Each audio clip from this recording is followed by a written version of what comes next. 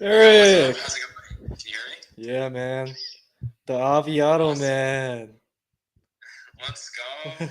How are you doing? Pretty good, pretty good. How about you? Good. What time is it there? It's like 10:32.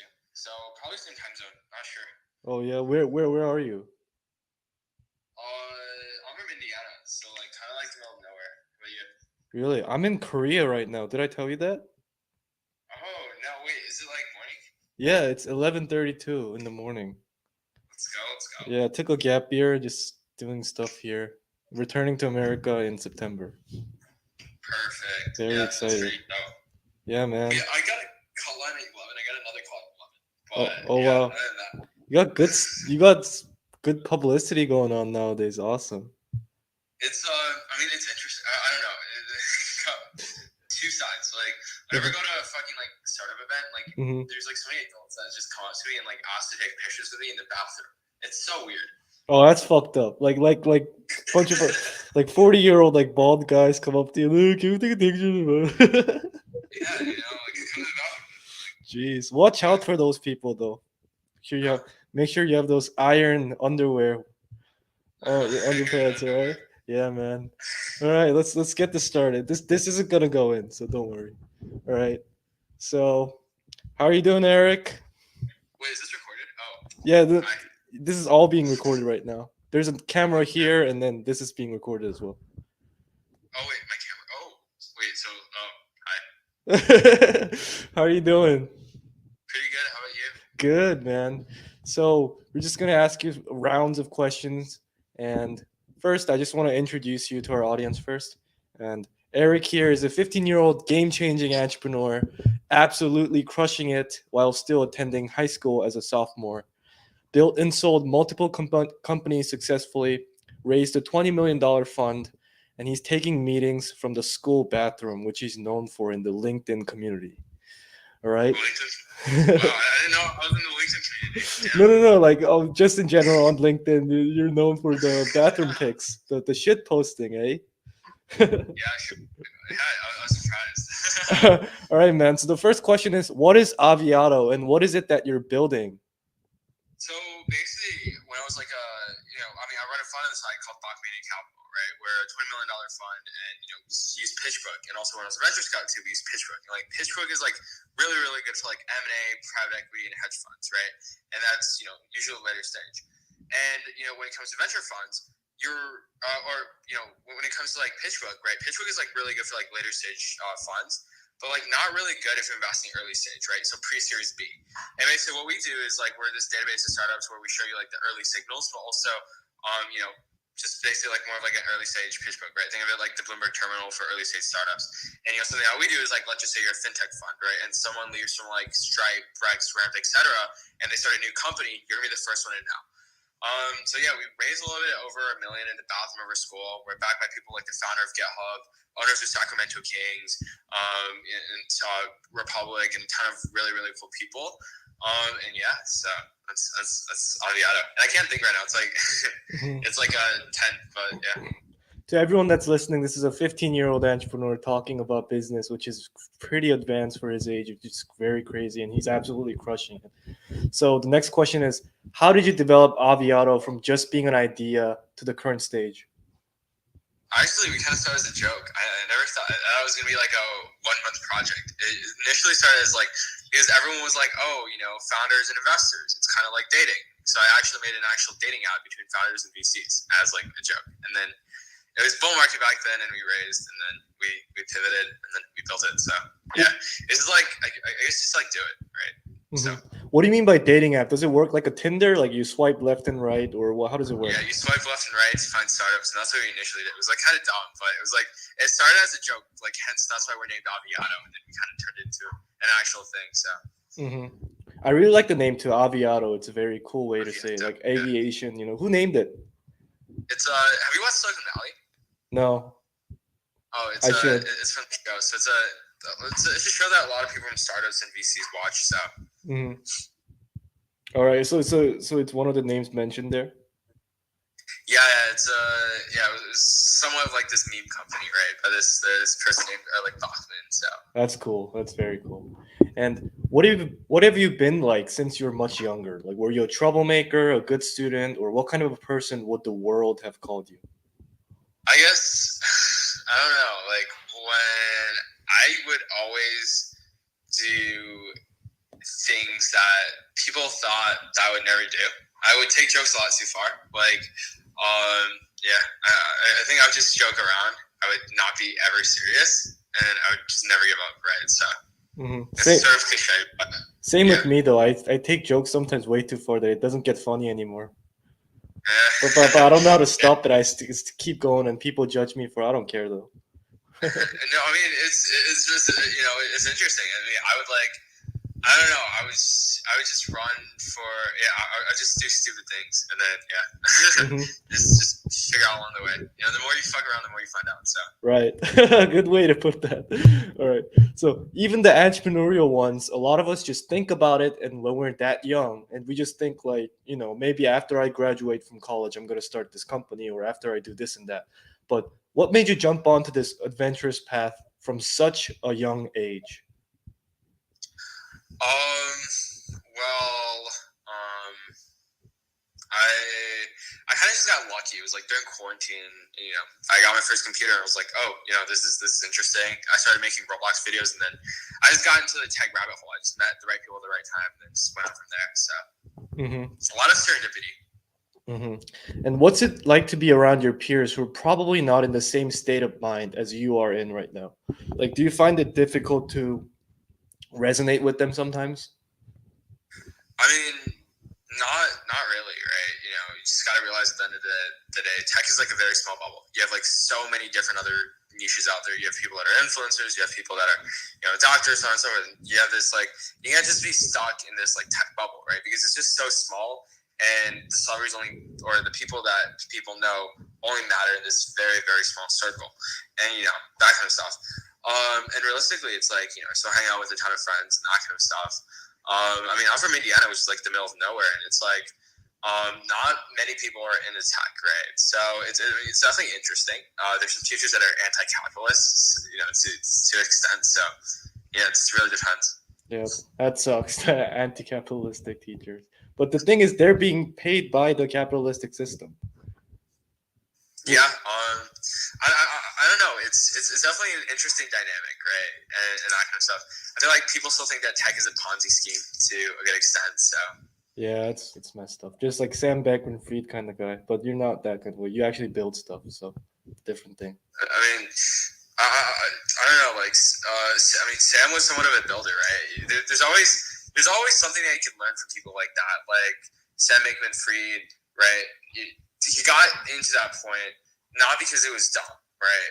He got into that point because he built it all the way up. And there's like, I guess talking to people, there's like a lot of people out there, right? Some fail, some have big fails and that kind of stuff. The people that fail, I mean, first of all, if you know that they failed, right, they definitely have some good advice or good knowledge that they could bring because usually part two is always very, they learn from the mistakes and they come back up, right?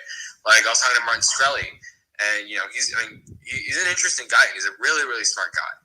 Media could downplay him as absolutely horrible, right, and that kind of stuff. For raising the farmer price and that kind of stuff. But like once you talk to these people, there's definitely there some things that you could definitely take away, right, that are probably going to be useful. Hmm. So I grew up under really strict Asian parents, and they were both entrepreneurs. But whenever I pitch them these ideas and talk about whatever I'm doing, they're like, "Okay, I get that," but they switch the subject to school back again. So is that the case with you? And how do your parents support So you? my parents aren't entrepreneurs. My dad's a doc. I mean, my dad's a scientist. My mom used to be a doctor, and now she's at home. So it's definitely interesting. They still don't get really what I do, but they're slowly getting it, right. College is like still number one and that kind of stuff. It's just an interesting dynamic, right? So But what's your take on college? Do you want to go to college?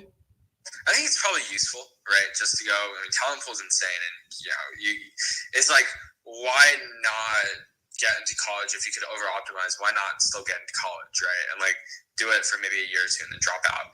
But like the network from there is probably insane if you get into like a big Ivy, just because like the density of like smart people is like incredible, right? You're not going to get this much density of smart people like anywhere else. I mean, probably get an SF for that kind of stuff. But I feel like college is, it's like the people that go to the top colleges are people that probably did something different, or that people are either incredibly smart. If you like at Harvard, right, a lot of people are quite frankly going to be smart, and you're going to get opportunities there. You're also going to get access to their talent, and you're also going to get access to the alumni and their network. So it's probably important to maybe go to college, or maybe a good one, right, or have like a pretty good location, just for a little bit, and figure things out and like figure out how to optimize, right? So. Mhm. So the next question is, if there's any, what has been the downside of getting started as early as you did? I mean, well, you have to play every single downside as an upside. Like if you're starting very, very early on, there's going to be a ton of things, right? Like if you're raising, they could basically say, they could give all the excuses of, you're under 18, why should I trust you? You can't even drive a car yet, right? Like even if I go to an airport, my co-founder had to pick me up because it's an unaccompanied minor, and I can't sign legal docs or credit cards, right? And you really have to you can't get stuck on that. It's not a reason to not start just because of these all downsides. Like one of the things I did was like I kind of played it into sort of like a joke, right? And it's like if I showed up on my desk and I would go like, hey, this is what I'm building and that kind of stuff. They would basically go like, you're not full time, right? Well, everyone else building this is like full time. Like, how are you going to get a key? You show up in the bathroom, they're not going to give any questions, and they're going to be like, this is interesting. Like, I'm curious, to hear more, right? So you did that kind of strategically. You were like, okay, I'm gonna go into it wasn't strategic. It played out kind of strategically. Mm-hmm. Initially, it was like because I ran this Calendly tag where like I would put Calendly usernames behind, or like I would put Twitter usernames behind Calendly links, and I would basically automatically schedule calls with a ton of different people. And that's kind of how I initially started. And funds would take calls from 9 to 5. Those are my customers. It was also people that I would meet a lot, and I would just book a bunch of Calendlys and then show up in the janitor's closet initially, and then I got kicked out, and they're like, you know what, this is do your stuff somewhere else. Like, don't come here. And I just went to the bathroom, and it's just kind of stuck there ever since. It's crazy. I've been doing it for more than a year, and it recently started blowing up. But it's it's definitely interesting, right? And once you give like say, it's really interesting when like you show up and like it's usually it's quite effective for network effects, to be honest, because like someone would either take a massive shit in the stall next to you, or like some drug dealers would hotbox in the stall, right? People find it interesting, and then you refer to more people and that kind of stuff, and sort of like branch out. So. Mm-hmm. So the Calendly thing, what you basically did was you copied and pasted like the Twitter username to the Calendly link, expecting that it would be the same username. Well, I mean, most of the times it was the same username, and I would basically just do that for a ton of different. And now I don't think it works because they added like secret URLs and that kind of stuff. But I would basically just automatically do it and write a script to automatically schedule these meetings. Oh, so you book calls with people that you didn't really like actually schedule them. Yeah. Oh, that's cool. Hey, what's up? Crazy. All right. So, as visible from the toxic social media culture, the world is going more into this rabbit hole of feeling self-conscious and doing things only to get validation from other people. So, I graduated from high school less than a year ago, and I know what it's like to be around these self-conscious kids. So, like being cool, like dating pretty girls, stuff like that. So, as a person who's laser focused, instead of getting caught up in these noises, how do you block out the noises? Well, it's not really blocking out the noises, right? It's just like, I guess, like always being able to improve, right? That's one of the main things. A lot of people that I mean, and ego is like a phase that everyone goes through, right? You would have, once you get your first win, you're going to have a massive ego, right? You're going to think you're the most successful person in the world. But you sort of want to know your limits, and you also want to be less arrogant, right? You want to talk more about ideas versus experience, or ideas versus background, right? No one really cares about I guess the standard education system is like, okay, so you have this credential, you have this credential, and you have this credential, right? Or you built this nonprofit and that kind of stuff, right? And realistically, like once you get out of college, not much people care about that. They care about, oh, what's cool that you built, right? What's cool that you've actually built yourself, or what's something tangible that you've actually made. And it's like, I guess it's things come as like a byproduct once you build something cool, right? The press, everything comes as a byproduct. You don't go out and you don't beg people to write about you and that kind of stuff. It comes as a byproduct once you do something cool. And in the grand scheme of things, it doesn't mean too much. It's just something that that boosts your ego, right? And that's pretty much it. So. Mm-hmm. So what's your opinion on the modern day education system?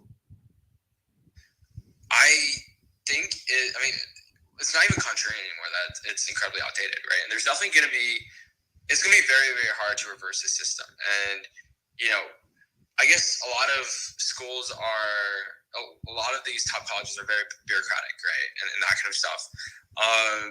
It's pedigree reliant. It's very, there's a lot of illegitimate people, right? And you're not really learning as much as you can from it.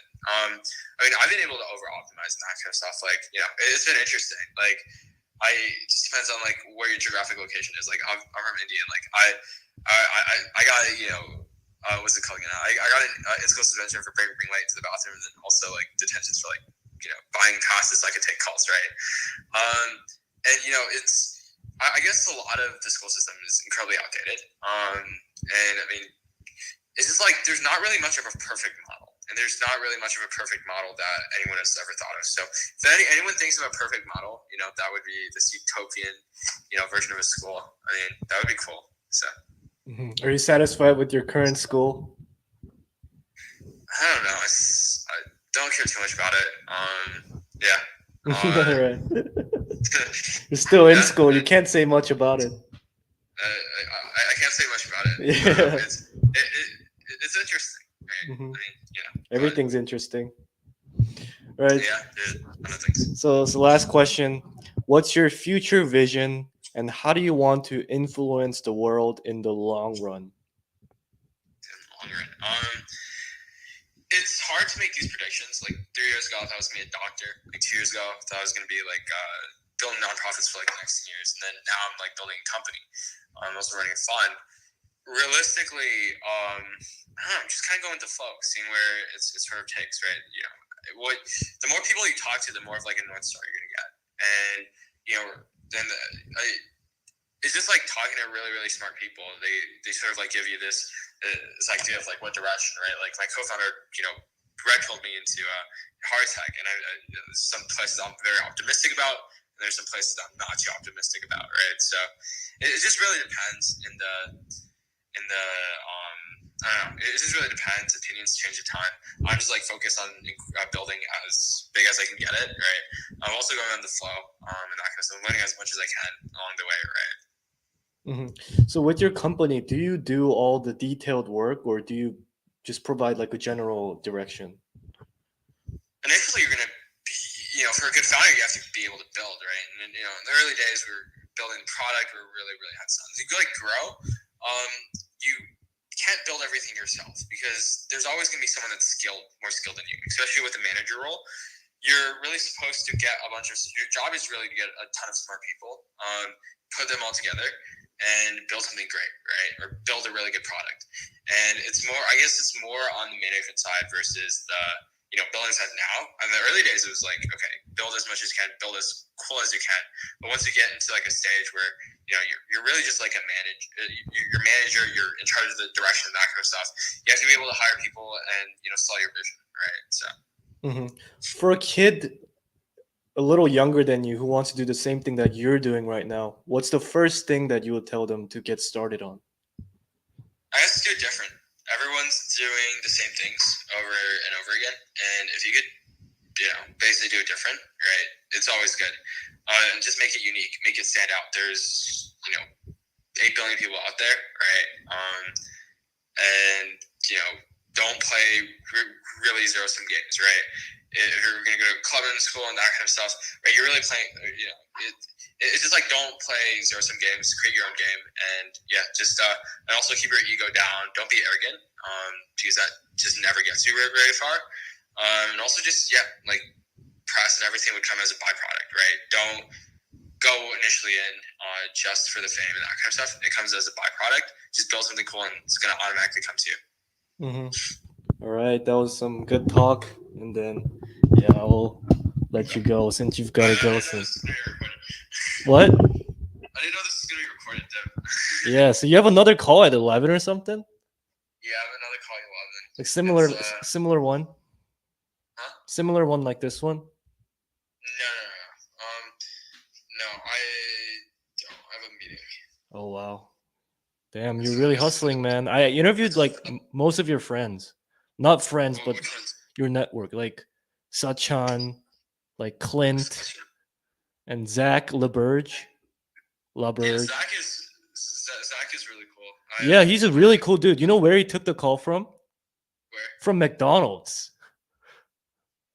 Kid took the call from McDonald's and he was like eating Big Mac while talking. Yeah, it seems like he knows what's up. You gotta do what you gotta do. Yeah, he knows what's up. So you're in Indiana. So do you visit Boston on any times? Go around New York and stuff a bit. But yeah. Not really. I sometimes I have some friends at Harvard though that I visit sometimes. So just depends. When you come to Boston or LA or New York, just let me know. We got a place there. Can hang out. Let's go. All right. Yeah, man. Yeah. But yeah. I mean, this is wait. So is this like a podcast? Right now, this is a YouTube content. So basically, we're calling up all these like young entrepreneurs in a series. Like I call this guy, and then after that, I call another guy, and then you're the last guy that I'm calling for today. And then we mash them up together, and we pretty much ask the same questions. And then my answers are pretty shitty, so I feel like Zach's are definitely pretty good. Zach's were good, but he was eating Big Mac at the same time, which impressed the shit out of me. That's where it's at. Yeah, it impressed the fuck out of me. Him and Clint too. Yeah. Clint's a great kid. Yeah, the way he talks, dude, like he knows how to talk. Yeah, exactly. He knows how to talk, and he knows how to. Yeah, I'm very optimistic on Clint. Yeah, man. Yeah, Sachin is interesting. Yeah, I know what you're talking about. Talk to him. Yeah, he seems to be going through a little bit of the ego phase. It seemed like. Yeah, I don't know. It's just like. Yeah, to me that's how it's young kids. Yeah, I was like, okay. I was like, but it's a good show for YouTube content. So.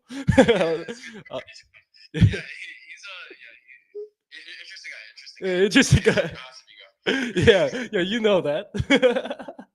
It's crazy. Clint's like the humble kid, really nice. I'm very optimistic on Clint. There's a few people I'm like really optimistic about. It's like Clint's gonna do something great. There's Zach, and then there's also what's it called again? Jay Agarwal. He just raised 1.2, but he built this gaming startup as like 4 million users. How old is he? Yeah, there's like he's 16, but Jeez. It's like all like in the 15, 17 server. So yeah, it's there's some smart people. So. Jeez. All right, man. You're doing probably the best right now, which is awesome. But don't get arrogant. You don't want to. Zach is doing way better. So. What do you mean, man? You know how to play the humble game already. You're 15. Awesome, dude. Really awesome. No, I'm seriously really awesome. The kids like at your age, they'll just go crazy, and they're gonna be like talking to these like 10 out of 10 birds and like talking about whatever. They're like, I raised 20 million. You wanna get on my Lambo, but you're not like that. You're here just But let's definitely stay in touch. You got my number. If you ever come to Indiana sometime, let me know. All right, man. I'm not gonna Indiana anytime, but yeah, if you don't. All right, man. Peace. Cheers. Bye.